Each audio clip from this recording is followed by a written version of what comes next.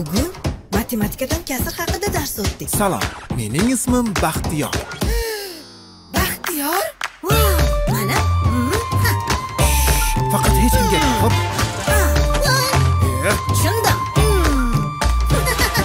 Hoy. Seni hozir zo'r joyga olib ketaman. Ha, Boburjon. Nima? Boburni ko'rmadingmi?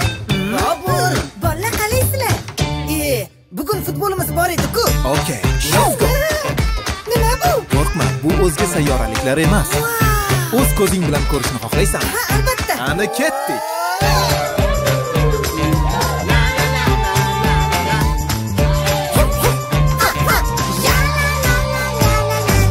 Rus tili darsidan yordaming kerak. Qalpoq qilib tashiyman.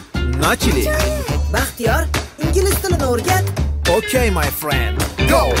Baxtiyor, matematikadan qiynaldim. Istasang kombinatorik uslubini o'rgataman.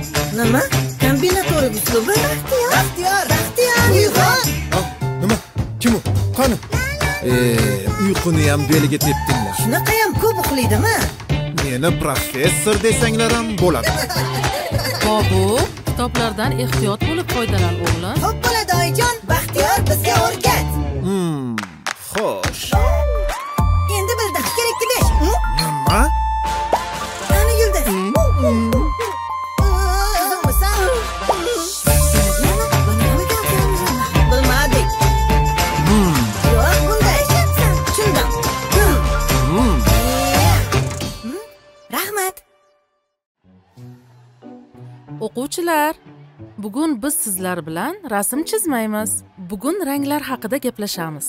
Birinchi bo'lib ranglarni qanday hosil qilishni o'rganamiz. Birinchi bo'lib gaplashadigan rangimiz bu sariq. Sariq rang tabiatda juda ko'p uchraydi. Masalan, bananning rangi sariq. Ikkinchi rang esa ko'k.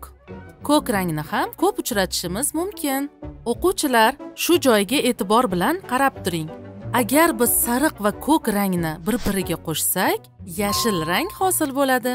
Qizil rangni pomidor misolida ko'rishimiz mumkin.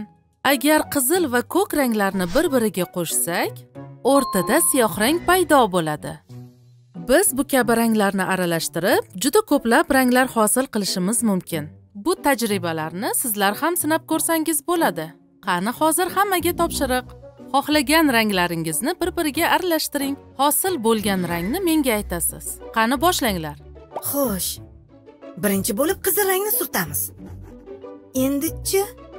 Mayli, bunga sariq rang qo'shamiz.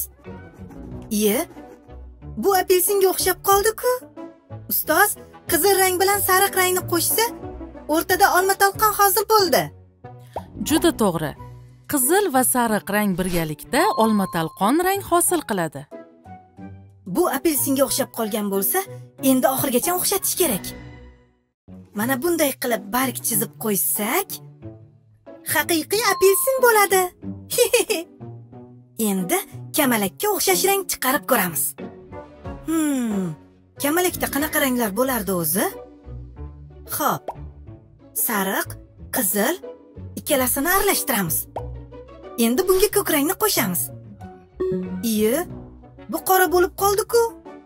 Kamalak rangi qani?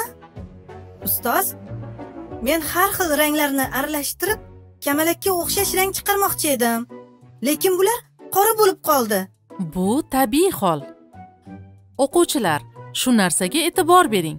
Agar turli xil ranglarni birga aralashtirib yuborsangiz, mutlaqo boshqa rang, masalan, qora yoki shunga o'xshash rang paydo bo'ladi.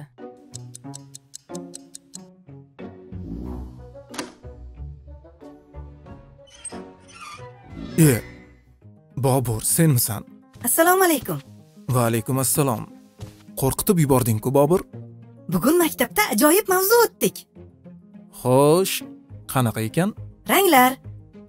Har xil ranglarni bir-biriga aralashtirib, umuman boshqa ranglar hosil qilishni o'rgandik. Qanaqa ekan? Menga ham aytasanmi? Masalan, sariq rangga ko'k rangni aralashtirsak, yashil rang hosil bo'lar ekan. Ha, shunaqami? Sen bularni bilsang kerak. Axir bir kam professorsan-ku. Ha, bilaman.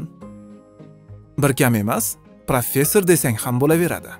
Faqat diplomim yo'q. Ustozing yana nimalar haqida gapirdi? har xil ranglarni bitta qilib aralashtirib yuborsa, qora rang hosil bo'lar ekan. Ha, to'g'ri. Yana nimalar haqida gapirdi? Shular haqida? Xohlaysanmi, senga ustozing aytmagan qiziqarli ma'lumotlarni ham aytishim mumkin? Ha, aytib ber. Rang bu kuchli aloqa vositasidir. Ranglar ta'sir ko'rsatish, ruhiy holatga ta'sir qilish va hatto fiziologik reaksiyaga ta'sir qilish uchun ishlatilishi mumkin. Ba'zi ranglar qon bosimining ortishi yoki metabolizmning kuchayishiga ta'sir qilishi mumkin. Xo'sh, ranglar tanamiz va ongimizga qanday ta'sir qilishi mumkin? Masalan, iliq ranglar, qizil yoki sariq rang g'azab hissini uyg'otishi mumkin. Shuningdek, bir guruh olimlar qizil rang ustida tadqiqot olib borishgan. Ular qizil rang inson asab tizimiga va hayajoniga ta'sir qilish mumkinligini aniqlashgan. Tadqiqot shunday bo'lgan. Olimlar imtihon topshirayotgan talabalarda tajriba qilishgan. Ularga imtihonga kirishidan oldin talabalarni bir qator navbatga qo'yishgan.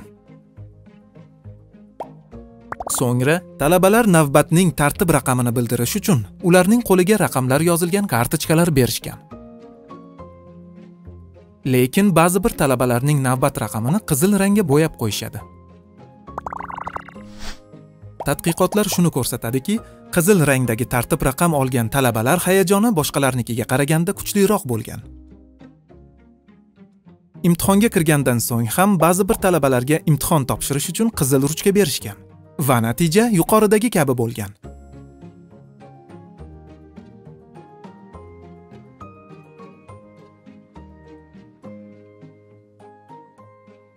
Bu kabi misollarni juda ko'plab keltirish mumkin. Nahotki ranglar insonga ta'sir qilishi mumkin bo'lsa?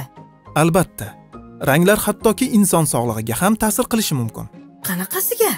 Masalan, ba'zi ranglarga uzoq vaqt qarash ko'zni charchatishi mumkin. Tasavvur qilaylik. Sen to'q ko'k rangga bo'yalgan xonadasan. U xonada kuni bo'yi o'tirding. Ko'zlaring uzoq vaqt bu rangga qarab turgani uchun ular charchaydi. Keyin nima bo'ladi? Shoshmay, sabr qilib tursang aytaman, Zumrasha. Gapimni bo'lma. Xo'p. Nima deyotgandim? Men ko'k rangli xonada edim. Ha, bo'ldi. Ko'zlaring bu rangdan charchaydi va senda bosh og'rig'i kelib chiqishi mumkin. Bu hammaga har xil ta'sir qiladi. Shuningdek, ranglar inson kayfiyatiga ham ta'sir qilishi mumkin. Bu gapingga ishonmayman lekin. Rang inson kayfiyatiga ta'sir qilishi mumkinmi? Masalan, men hozir xursandman. Menga birorta rang ko'rsatsang, men xafa bo'lib qolamanmi? Yo'q, unaqa ma'noda emas.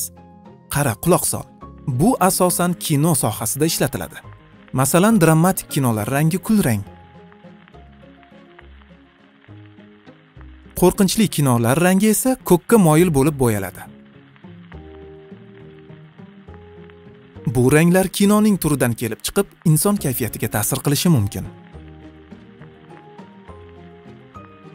Xullas, ranglarning biz bilmagan xususiyatlari juda ham ko'p.